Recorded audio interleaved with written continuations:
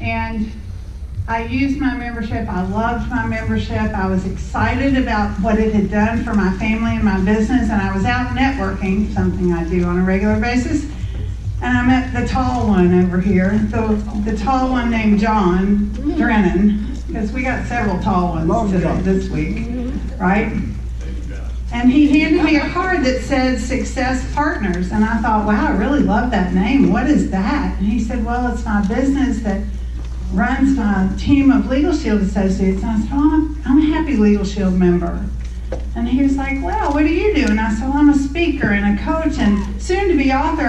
My book was coming out like the next month. And he said, oh, my friend Lorna, who's a speaker, coach, author, is coming to speak at a luncheon tomorrow. You should come be my guest and meet Lorna. We'll have lunch with her afterwards. And so I watched the presentation, which I'd never seen a membership presentation before, because remember, I got my membership to do my buddy a favor. And I was like, wow, this is even better than I thought. So she did a great job at the presentation. And then we had lunch, and Lorna assumed I was an associate on John's team. And I was like, oh, no. Plate full, really busy, kids, 90-year-old dad, all this stuff, right? She said, I don't understand. Aren't you in sales? Is there something about commission you don't understand? So here I am, thanks to Lorna Rasmussen. So she's an amazing woman. She's an amazing teacher. She's a Millionaire Club member. She's a ring earner. She's someone who has a passion for helping women be the best we can be in business. And we're about to hear from her some game-changing ways to think. So help me welcome Lorna Rasmussen.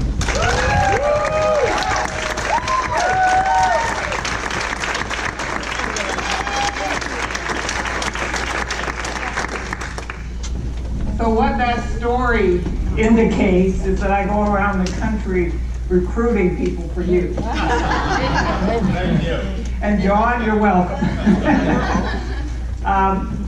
But what Lynn said that is really critical is that I am very, very interested in women. Now, John, I had to write it down because I had forgotten. He called me and said, what are you going to talk on? No, I don't know. And the word women came out, and then I don't know what else I said, but apparently it was the positive female influence in your business. So I like that title, because what it says is that having women in your business is a good thing. That women bring a positive attributes to, thank you. This is participatory, so please fill in the blank. So I really have done this for my entire life. I did write a book called The Absolute Best Way for Women to Make Money. Anybody read it? Yes. Anybody use it to recruit? Yes. Oh, yeah, we got together on that one. The people who use it the most are men. And if you know Bob Cohen, he used to buy it by the case. He was my best customer for this book, because he would even after the meeting, he'd set up a little display. And so people were walking by in the restaurant and go, what's that? And he said, oh, well, let me show you. And he'd hand them a book, tell them which of the interviews to read, and point them to wherever, find out what they were doing. And if it was a realtor, here you go. If it was somebody in sales, here you go. So I wrote this book I started writing it about a year after I came into Legal Shield. And there was an article written on me, and I mentioned the book in the article, and I said, I will make $100,000 a year in this business. And I explained how, I didn't talk about the business side, but I said, I found a way to make the money. This article, by the way, was about failure. So I had listed all my failures. I said, but failure is just a step to success, right? Mm-hmm. And so with all those failures, I had finally found the way to be successful. I didn't know, because I wasn't making it. And I really wasn't doing what I thought I could do at that point. But I wrote this book. It finally got published, 7 years later. But it's really a continuation of who I am, because right from my first profession, I was a documentary filmmaker. I made films called Great Grandmother, which was about the history of women who settled the prairies. We know a lot about men. We don't know what it was like to be a woman, so we wrote that book, made that film. Then, because all that information would go back into the archives if we didn't do something with it, we wrote a book called A Harvest Yet to Reap. So this was my passion from the get-go. And it continued when I came into this industry, because I truly believe that this industry is the best way for women to make money. Because it does all the things for women that they're looking for.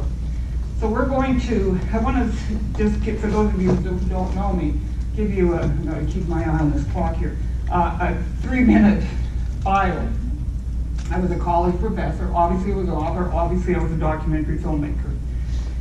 All those things were great, none of them made me any money.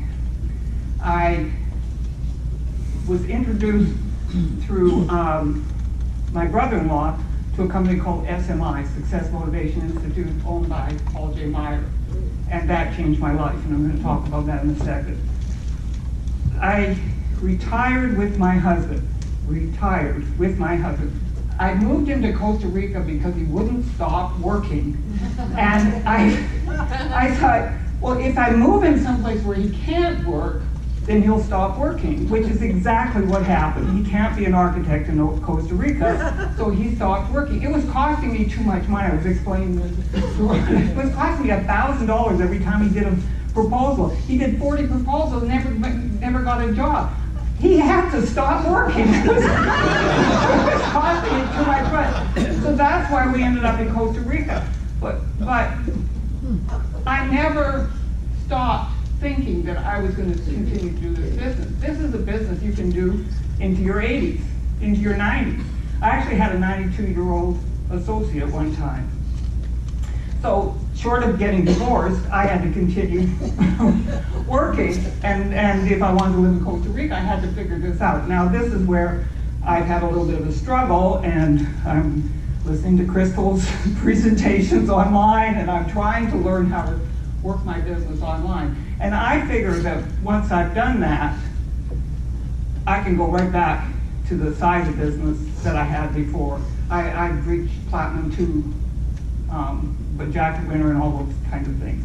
So I knew I could do it if it's just a different business. And here's a message I want to get you guys to understand. It is so easy to do this business in this country or in Canada.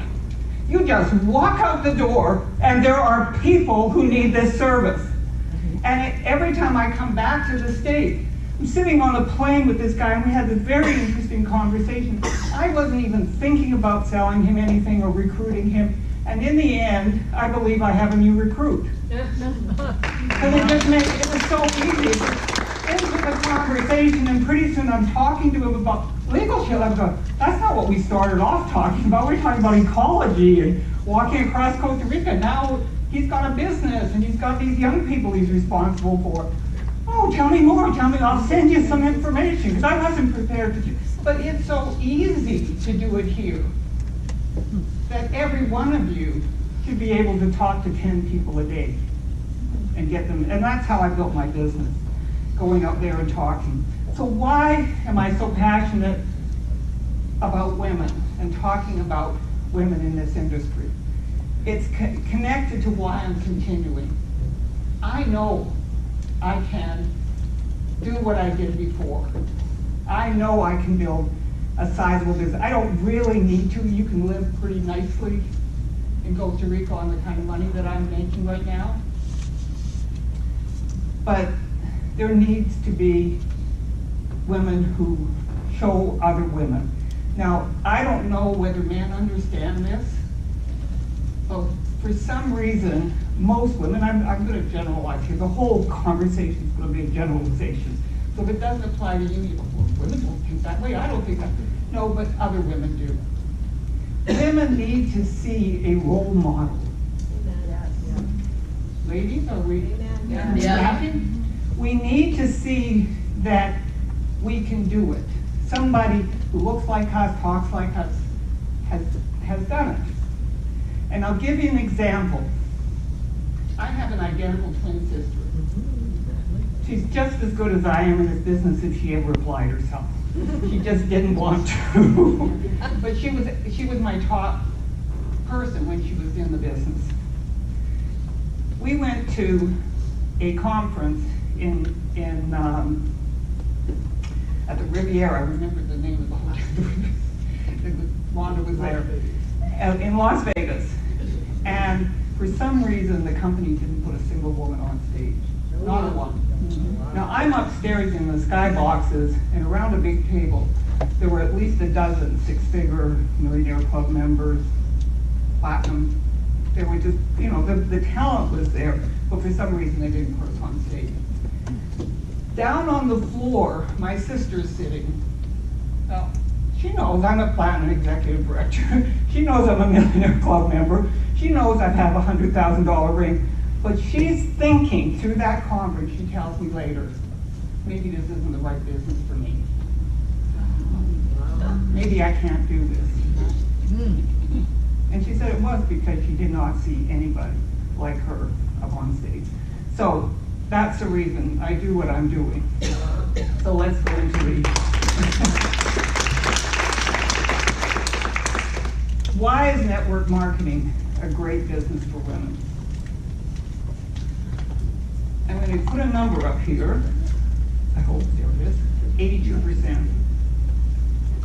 It's going to apply to two statistics. 82% of direct sales network marketing companies are female, of the people in those companies are female. Now, it's not like that in this room. And it's probably not quite 82% in Legal Shield. It's high, but it's not nearly that high.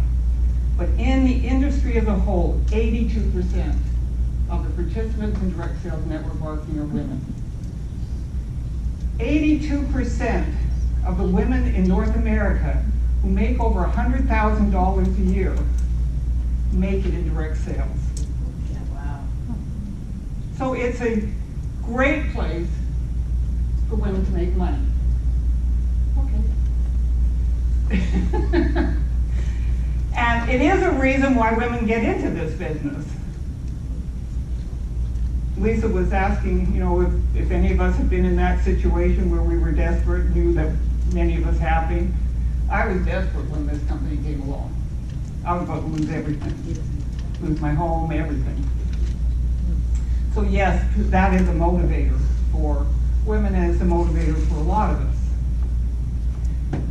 And actually, I had a little preamble I should say before I go any further. Nothing I'm going to say to you, I wrote this last night, so this is before Don Wilson came out for the presentation. And Lisa Schiller mentioned a few things in there too, and last night we had a few things, but nothing that I'm going to say today you don't already know. I'm here today to empower women and enlighten men.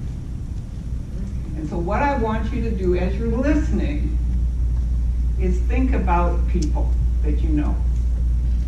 Think about yourself, how it applies to you. And I'm going to come out at the end and I'm going to tell you the biggest mistake that people make in recruiting. That's going to be the punchline, okay? So women do want money, but they also want something else. Okay.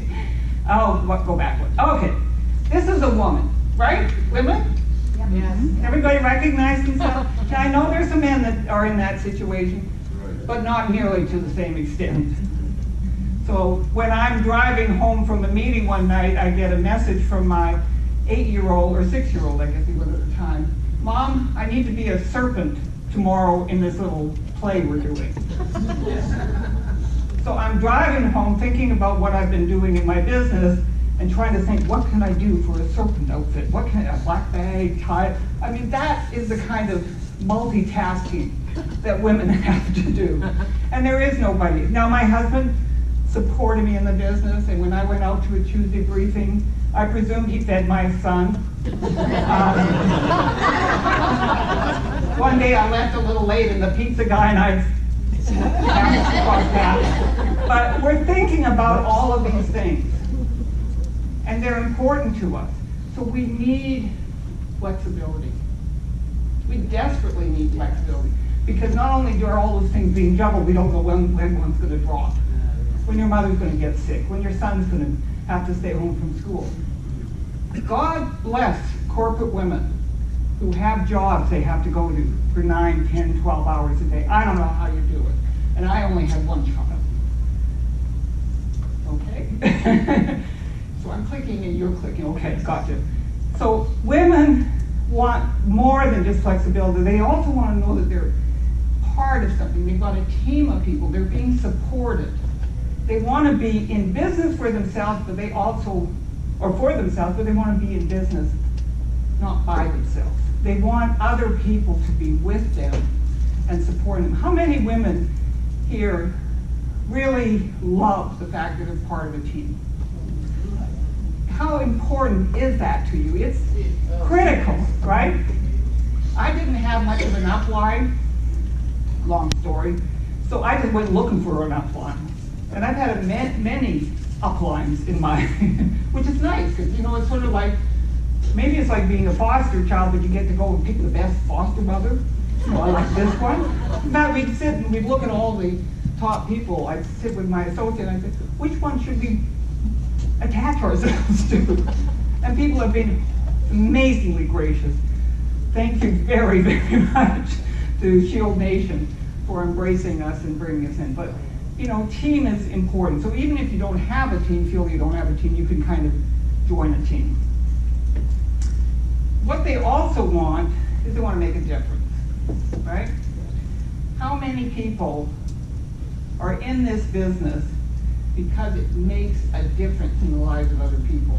I mean, we can, most, I would say probably every, we can sell other things. I mean, and they, quite frankly, probably can make more money faster. Now, will it be around tomorrow? Well, that's debatable, and do people really need it? That's debatable. But it wasn't even a choice for me. I had to do something that made a difference in people's lives, because that's just how I'm wired. But so are a lot of women. This is a biggie. I forgot to look up the statistics, but there's a lot of us baby boomers. Thousands and thousands of people passing their 61st birthday. Millennials, apparently, I guess because we procreated properly, but they're beating us. They're a bigger number, but we're very expensive. Women will live longer than men. Did you? Now, my husband and I are in a race. He's 12 years older than I am, and I think he's going to outlast me. But it's still, we're going to be around longer. Therefore, we're going to need more. Right? Our bodies, where's our health lady? Our bodies will start, and mine did, I've got a pacemaker here and electronic things in my ears. I'm a bionic woman. So we need more money. But look at the statistic. This is the average. The average man retires with $27,000, and the average woman retires with $11,000 less. Yeah. Do you think that women need to make some extra money? I'm surrounded by them in Costa Rica. They make beaded necklaces. They do everything they can possibly think of to make some extra money. Because they're living, and this would have been my Social Security. It is my Social Security. I don't think about it. It's kind of what I pay my taxes with. My Social Security is $800 a month. How can you live on that? I say to my husband, how did you ever think you were going to live on $1,800 a month?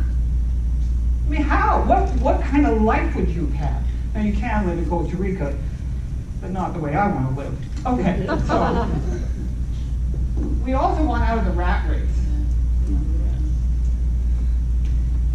And so I spoke to a woman at an HR conference one time, and she said what they were finding, and she was the HR at some big company, was that women went up the ladder and they were all gung-ho, going up the ladder, climbing, and they got to a certain point and they exited. Now, do you think if you exit at a certain point that you exit to go to another company to do the same thing? No, because what they were exiting for is to take care of elderly parents, take care of children, get some respect, get some pay equal to what I was. One of my few jobs.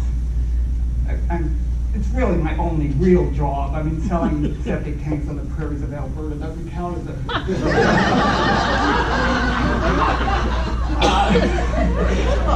I said that's a shitty job, and it was up from there. But it really, truly is something that, when I had this job, I discovered as a college professor, same credentials, same abilities, doing the same job, I was paid $15,000 a year less than the man doing the same thing. So, okay, so let's keep going. So why are women great at network marketing? Now this is where I really want to emphasize empowering women, because a lot of women don't recognize these strengths. They think getting up on stage and being verbose,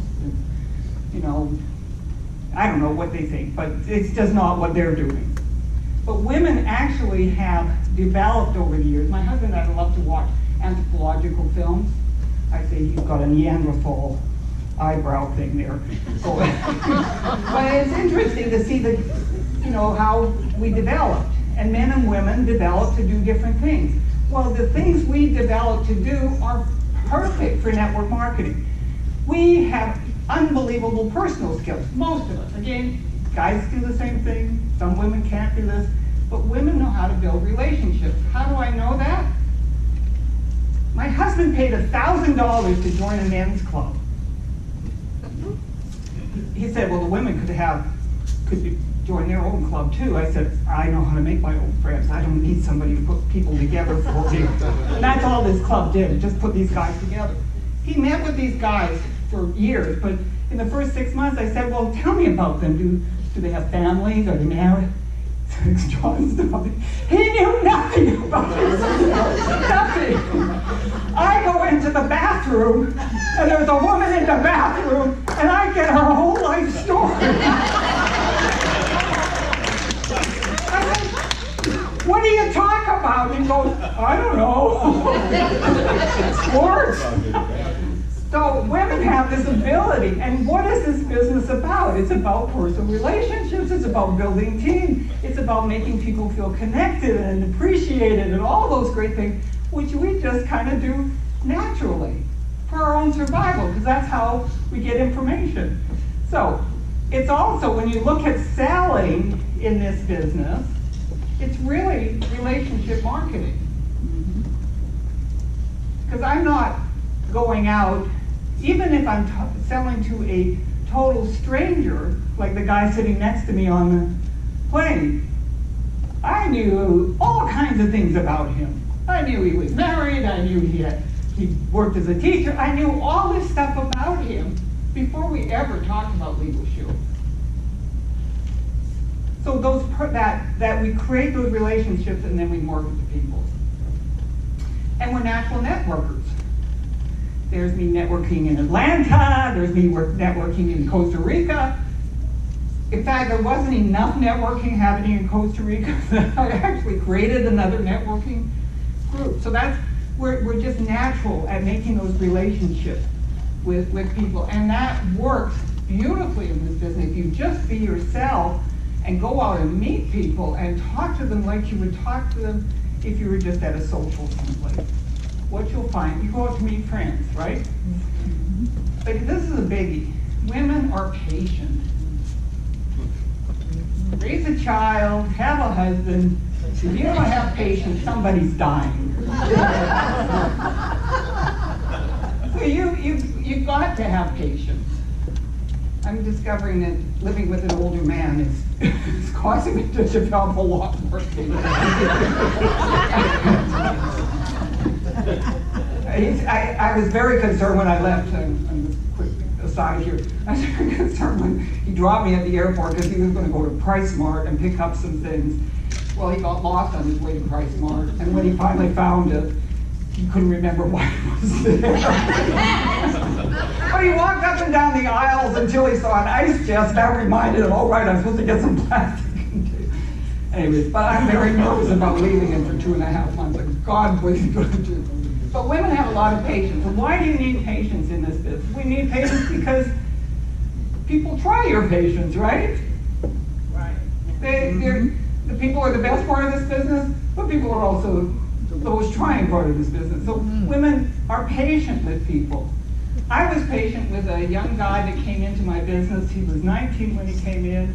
I saw that he was doing some stuff. I started paying attention to him, but I was patient with him as he went from one girlfriend to another. He moved to Savannah. He moved back from Savannah. He lived with me for a couple of months. He finally got into a serious relationship, and he made $250,000. Wow. He even said to me, he said, somebody like Brian Crothers would never have put up with my behavior. But that's what you sometimes need to do. You need to recognize talent and be patient with them. Not everybody, do not be patient with everybody. Some people you need to just let them go. But women have, okay, click, whatever we're doing. Because this business isn't a marathon. You have to have, it's not a sprint, it's a marathon. You have to stick, and who said it? Somebody said it. See, everybody took my line today. You can't come here, John, with his Millionaire Club. I agree with you, absolutely. The Millionaire Club is the thing, because everybody can make it to the Millionaire Club. You might be very old and crotchety when you go across the finish line, but you can make it as long as you stay. And so women have the patience to stay with this business until it works. And the smarts too, I think. No one fails in this business. No one fails. They simply quit before they succeed. Wouldn't you agree we all have a lot to learn? And I find that women tend to be very coachable. Mostly because, and this is an interesting statistic, I told Lynn I got all caught up doing this because I started looking for statistics. 67% of men think they can do a business. Confident. Absolutely I can do a business. 47% of women. So there's a confidence gap that women, and that's why they need to see other women doing it. Okay, so one final thing, and of course there's a whole bunch. There we go. They have great communication skills. I'd be curious to know if the millennial women are being taught this. But when I was growing up, you were supposed to listen to the guy. You were supposed to talk about cars, even though you didn't know anything about them and you didn't really care about them. You were taught to be a good listener. Because that was a way, because then the guys could talk about themselves and feel good. Right? Who got that lesson? Oh, yeah. They don't teach you that anymore?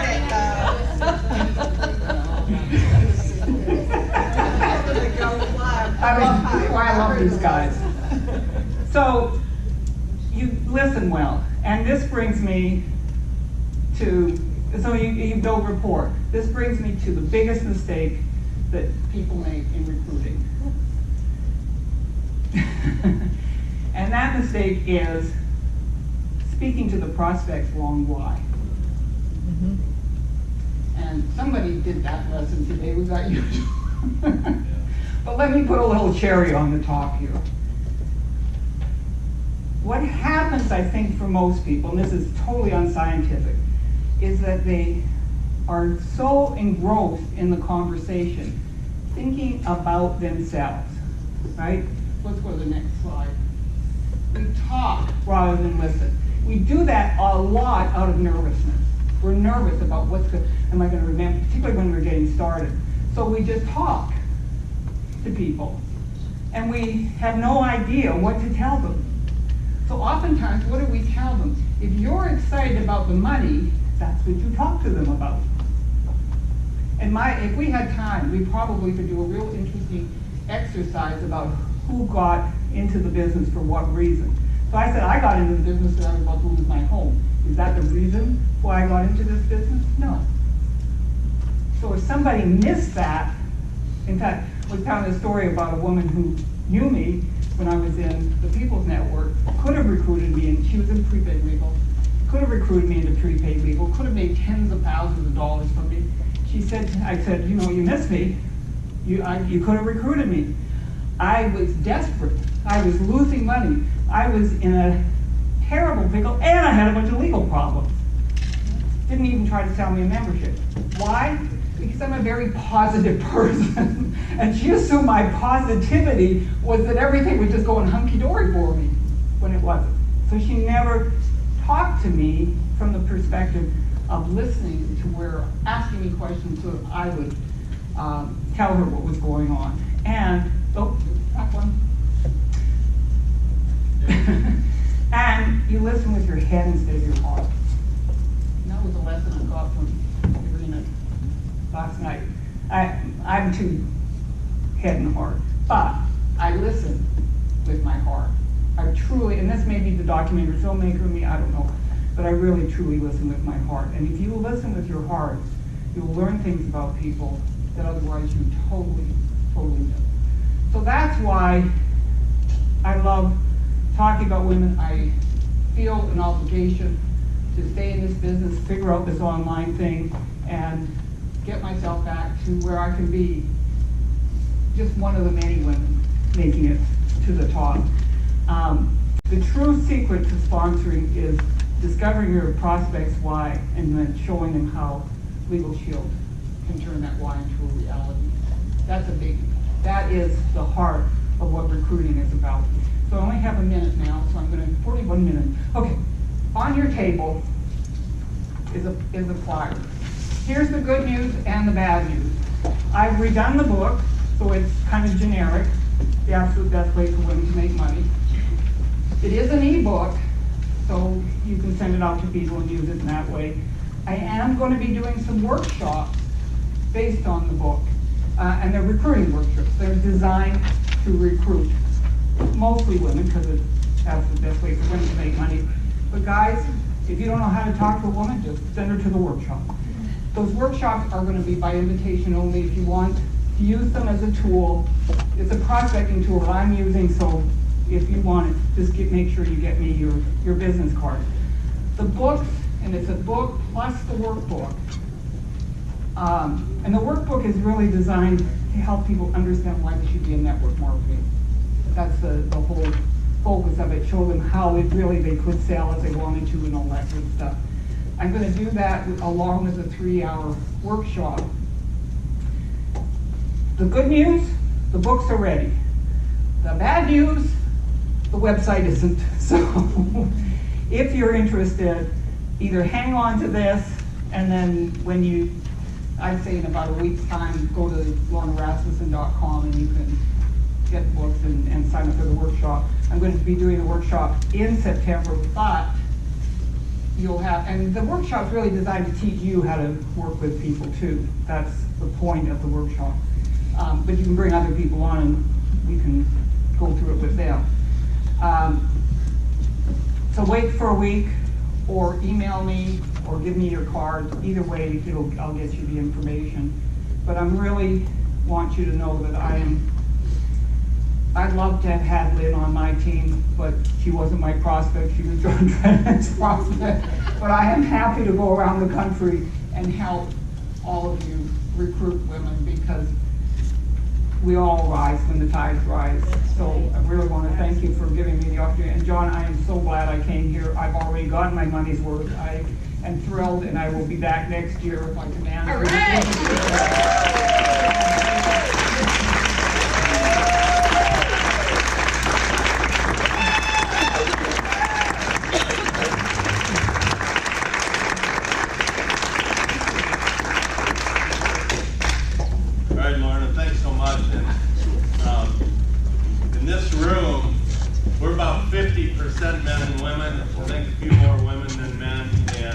Speaker lineup throughout the weekend, it's about 50-50. So good balance going on. Raise your hand if you did not get a one red raffle ticket yet. You should have all gotten one when you registered. And then filled it out and put it in the basket. Oh, I did it for you guys. John. Does anyone? We did this? Yeah. I did it for Donna. I already did it for Donna. Oh, it did? Okay, so we're good? Everybody's taking. Okay, we're going to give out some different things throughout the next couple days with that red ticket. And right now I'm giving 2 of the original books of Lorna's books. Thank you, Bridget, who, I'm sorry, not Bridget, Bobby Walden, thank you.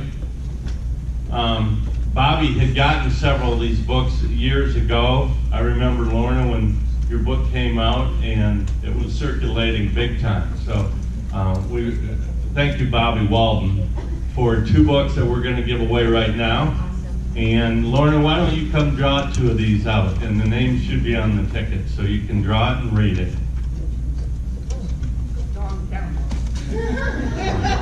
Sorry. Not tall, but not that tall. Ron Parker. Yes, Ron. Ron, we can give it to your wife. Oh, I have one, but we'll give it away. Someone on our team. It's probably better for we guys to read this. Myra says, he wrote some very nice things in the book for me. He says, every man has to read this book. All right. There you go. There you go. Women should read it, but the men have to read it. Absolutely. But, Carol, oh, before you give Carol's last name, there's a couple of Carols. This says by Lorna Rasmussen with Paul J. Meyer. Those of you who don't know who Paul J. Meyer was, the great late Paul J. Meyer, his last year, what was his earnings? $1 billion. Wow. He gave away more than he earned. He was an absolutely amazing mentor. And Lorna, the Hoffmans, the Schillers, the Wilsons, myself, Ron, different people used to go to events that he did at his. He had a place kind of like this, converted an ostrich farm to an amazing retreat center. We used to go hang out with him once a year. It was absolutely unbelievable. So to have his name on there with your name, that's awesome. So Carol who? Compagnoni. Congratulations. You can take it with you when you go on disaster relief. That's right. All right. Next, at every table, I need every person to take a 3x5 card and write your name. One person from each table collect each of those cards with the name, and please give them to my wife, who will be collecting those cards from each table. So 1 from each person, and 1 person from each table collect them, and Lynn, please collect them from each table. just our name. Just your name. It's pretty simple, folks. Write your name and hand it over.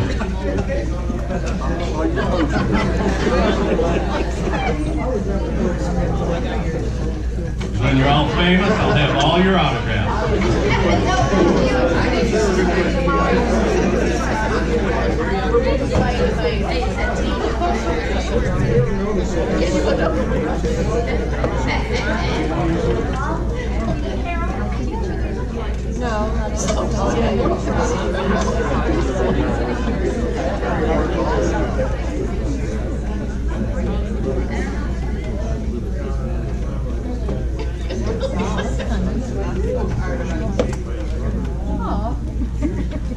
By the way, one more thing, Lorna, I love what you said. I'm here to empower women and enlighten men. That was strong. That was great. Okay, so what we're going to do next is see a video by one of history's absolutely preeminent personal development people of all time, and that is Dr. Suess. Pay attention to the wisdom of this video. Congratulations! Today is your day. You're off to great places. You're off and away. You have brains in your head. You have feet in your shoes. You can steer yourself any direction you choose. You're on your own, and you know what you know. And you are the guy who will decide where to go. You'll look up and down streets. Look them over with care. About some you will say, I don't choose to go there. With your head full of brains and your shoes full of feet, you're too smart to go down any not-so-good street. And you may not find any you will want to go down. In that case, of course, you'll head straight out of town. Out there, things can happen, and frequently do, to people as brainy and footsy as you. And when things start to happen, don't worry, don't stew, just go right along. You'll start happening too. Oh, the places you'll go. Wherever you fly, you'll be best of the best. Wherever you go, you will top all the rest. Except when you don't. Because sometimes you won't. I'm sorry to say so, but sadly it's true that bang-ups and hang-ups can happen to you. You can get all hung up in a prickly perch, and your gang will fly on. You'll be left in a lurch. You will come to a place where the streets are not marked. Some windows are lighted, but mostly they're dark. A place you could sprain both your elbow and chin. Do you dare to stay out? Do you dare to go in? How much could you lose? How much could you win? And if you go in, should you turn left or right? Or right and 3/4, or maybe not quite? Or go around back and sneak in from behind? Simple it's not, I'm afraid you will find, for a mind maker upper to make up his mind. All alone. Whether you like it or not, alone will be something you'll be quite a lot. And when you're alone, there's a very good chance you'll meet things that scare you right out of your pants. There are some down the road between hither and yon that can scare you so much you won't want to go on. But on you will go, though the weather be foul. On you will go, though your enemies prowl. On you will go, though the hack and cracks howl.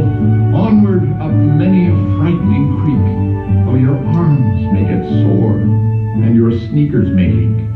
On and on you will hike, and I know you'll hike far, and face up your problems, whatever they are. And will you succeed? Yes, you will indeed. 98.75% guaranteed. Kid, you'll move mountains. So, be your name Buxbaum, or Bixby, or Bray, or Mordecai Ali Van Allen O'Shea, you're off to great places. Today is your day. Your mountain is waiting. So get on your way.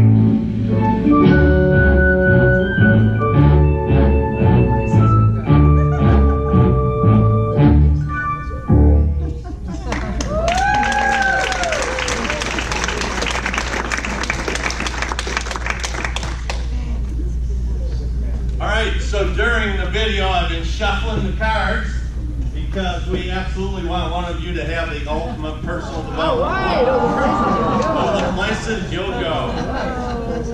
So I've been shuffling these. So go ahead. Bob Koslowski.